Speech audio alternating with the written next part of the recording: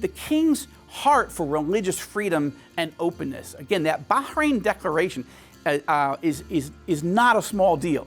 The fact that the king wanted to issue these 5 specific elements of what religious freedom means, why it's so important, and particularly to me, the importance of not just denouncing anyone who uses Islam or any other religion to promote and foster violence, but also, most important, the king's belief that your freedom to choose your religion is a God-given right, a divine gift, he called it. That is not classic thinking throughout the Middle East, throughout the Muslim world, that you have the right to choose and even change your faith. I call it the hidden pearl of the Gulf, the Kingdom of Bahrain. I did a show about it recently on the Rosenberg Report, but I wanted to do this YouTube exclusive to give you a little bit more insight into why I love this little island country and why you should care about it also. Look, I get it in the grand scheme of everything. You think, why do I need to even focus on a country that's just 1.5 million people? It's a very small island country far from the United States, even far from Israel. But Bahrain actually does matter. Bahrain was the first country to open up its doors and welcome evangelical Christian missionaries back in the 1800s. Now, I want to spend a little bit more time on that for a moment. That's a big deal.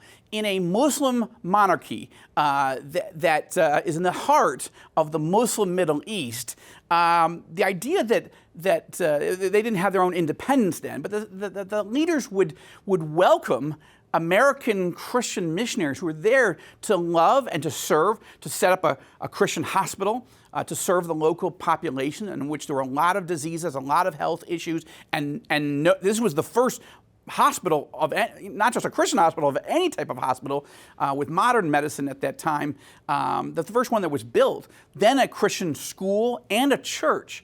And that's a pretty big deal. They're not the only country. Bahrain was not the only country that eventually got its independence later, but that allowed evangelical Christians to come and help and serve and to preach and to worship Jesus Christ in their country. The United Arab Emirates, it wasn't called the Emirates at the time, but what became eventually known as the independent country of the United Arab Emirates, they eventually allowed that as well. We'll be talking about that on a future show. But it showed the compassion, the warmth, the openness of the spirit of the Bahraini leadership and the people. Why was that? And again, I want to focus this a bit because, again, I call it a hidden pearl of the Gulf, meaning the main economics of Bahrain back in the 1800s and most of the 1900s wasn't oil. They didn't discover oil till 1932, and of course that industry took some time to really grow and develop into the modern, petropower that Bahrain and the other countries became. But at the time, pearl diving, fishing, and some trade and commerce. It was a trading post, but pearl diving was the big deal, and pearls were the great treasures that Bahrain had to offer to the region and to the world. And so I call Bahrain today a hidden pearl in the Gulf because it's overlooked. It doesn't have the size or the power militarily, economically, or even culturally that Saudi Arabia has, that the United Arab Emirates has, or of course, some of the more hostile and difficult countries in the Arab world. And of course, Iran is close. But Bahrain is a quiet leader. And again, the Bahrainis' warmth towards followers of Jesus shouldn't be underestimated because historically, Islam said, we don't want to talk to anybody else. We're not going to give Christians or Jews the opportunity to try to influence us. We are dominant, and that's it.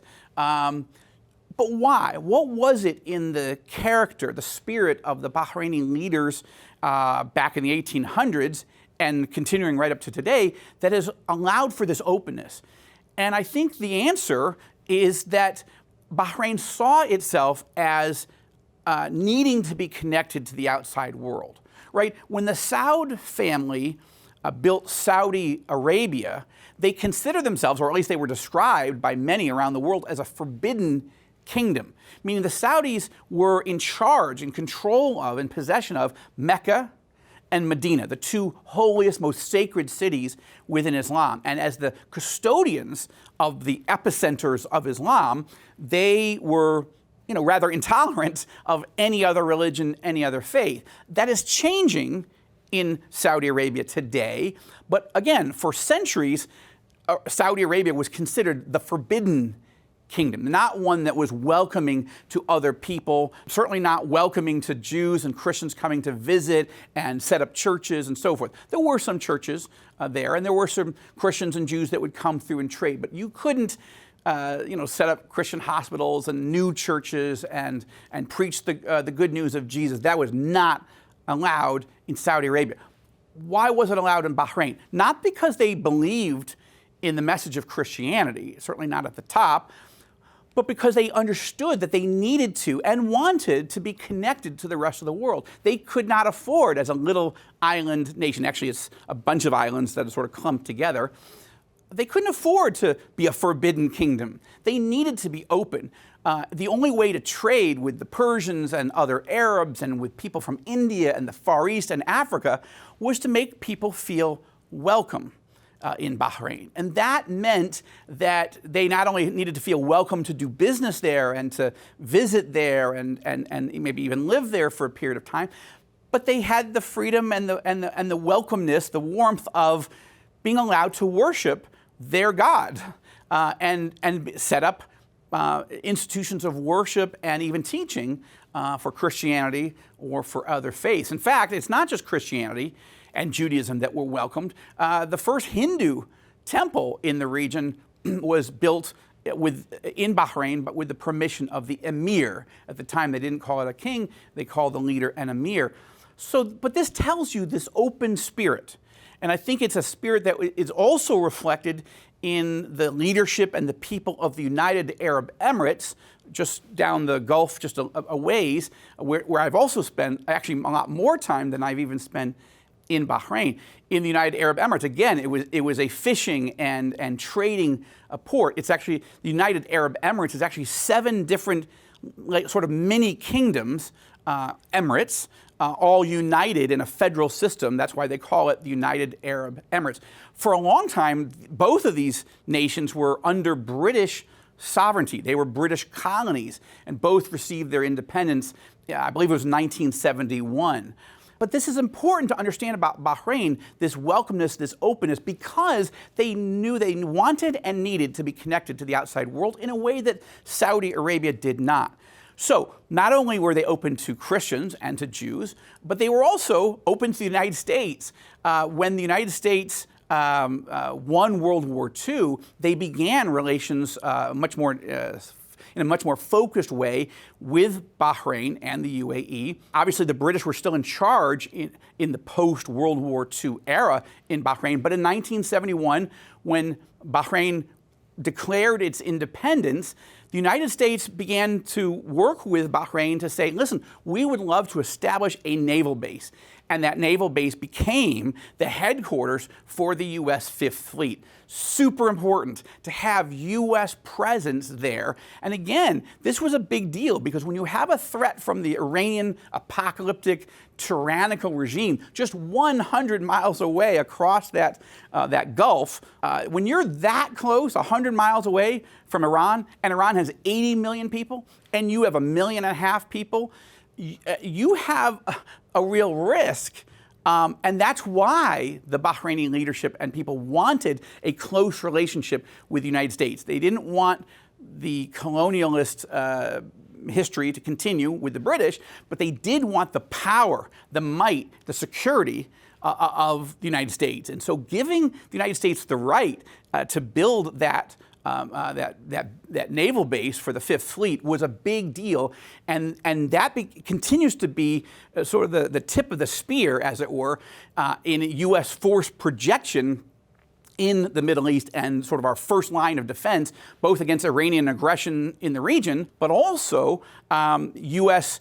Aircraft carriers, destroyers, and other ships protecting international oil tankers that are bringing oil out of the Gulf through the Straits of Hormuz to the Far East or to Europe or to the West. So again, showing Bahrain's openness and desire and leaning towards the relationship with the United States and with the West. And then, of course, Bahrain made peace with Israel formally in September 2020, meaning they joined the Abraham Accords. But I know from my reporting, and I wrote about it in my book, Enemies and Allies, that Bahrain actually had not been hostile to Israel for quite some time. The leadership of Bahrain, the king and his team, they wanted to make peace with Israel, and they had quiet ties with the Jewish state for some time. But because they were small and at risk from Iran, they just didn't have the sense that they could go out and be the first Arab country in almost a quarter of a century to make peace on their own. But the moment that the crown prince, and later known as the president of the United Arab Emirates, Mohammed bin Zayed, once he announced that he was going to make peace with Israel in what was called the Abraham Accords, the Bahrainis moved quickly. And what I love is that King Hamad had been wanting to make peace with Israel for a long time. Again, the Bahrainis don't even call it normalization with Israel. They call it formalization, because they feel like finally they could sort of come out of the shadows and formalize the warmth, the connection, the strategic alliance, economically, militarily, and culturally, and tourism, and in many other ways that they already wanted with Israel. And this has just been amazing. Again, I had never even been to Bahrain prior to the signing of the Abraham Accords. I was fortunate, blessed really, to be on the South Lawn of the White House on September 15th, 2020, when the foreign minister of Bahrain, the foreign minister of the United Arab Emirates, and of course, Prime Minister Netanyahu and President Trump signed these historic documents. I was there, I watched it, I witnessed it both as an Israeli and as an American and as a follower of Jesus. And I was electrified. And I said, I want to find out, who are these people? Who is this King Hamad? Who are these leaders and people of Bahrain? And then when I got there, again, absolutely gorgeous. I want to take my family soon to vacation there. I want to hold a Christian conference there. I want to invest in Bahrain and the UAE and throughout the Gulf. These countries are gorgeous. They're interesting. They're friendly. They're safe for Americans, for Israelis. And I'm encouraged. And I hope that you will even consider visiting there at some point. But again, just be aware of how important this little country. Maybe you've never heard of it. Maybe you've never thought much about it. I hadn't. But I hope you have a better sense from the Rosenberg Report TV show and now this sort of extended version of this YouTube exclusive, why this little country is important and why we need to be praying.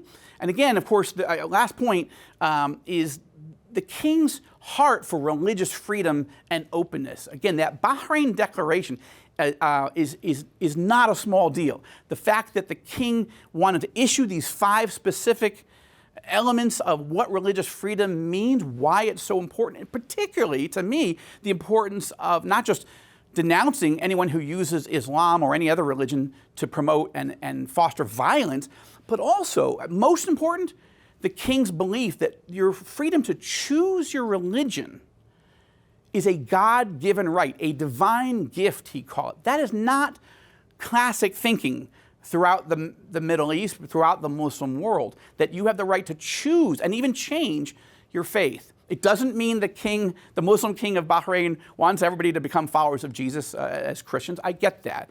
But there's an openness, there's a warmth, and a tolerance for letting people make their own decisions. That is a big deal in a little country.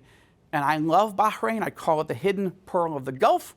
I hope you'll discover the treasures of it as well. God bless you. This is Joel Rosenberg from Jerusalem, loving Bahrain and planning another trip, Lord willing, soon. I hope you've enjoyed this YouTube exclusive.